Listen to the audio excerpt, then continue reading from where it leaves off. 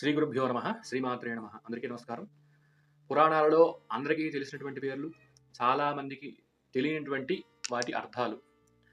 అనసూయ అసూయ లేనటువంటిది. అర్జునుడు స్వచ్ఛమైనటువంటి ఛాయ కలవాడు.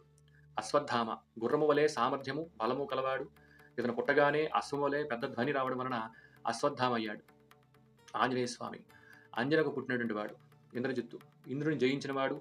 జితమంటే విజయం. ఊర్వశి ఊరువు అంటే తొడ. నారాయణుడి ఊరువు నుంచి ఉద్భవించినది ఊర్వశి. కర్ణుడు పుట్టుకతోనే కర్ణకుండలాలు కలవాడు. కుంభకర్ణుడు ఏనుగు యొక్క కుంభస్థలం ప్రమాణం గల కర్ణములు అంటే చెవులు కలవాడు. ఆయన కుంభకర్ణుడు. కుచేలుడు చిరిగినటువంటి లేదా మాసినటువంటి వస్త్రం కలవాడు. చేలము అంటే వస్త్రం. కుబేరుడు నికృష్టమైనటువంటి శరీరం కలవాడు. బేరము అనగా శరీరము అనే అర్థం. గంగ గమనశీలము కలది. భగీరథునకు పుత్రికగా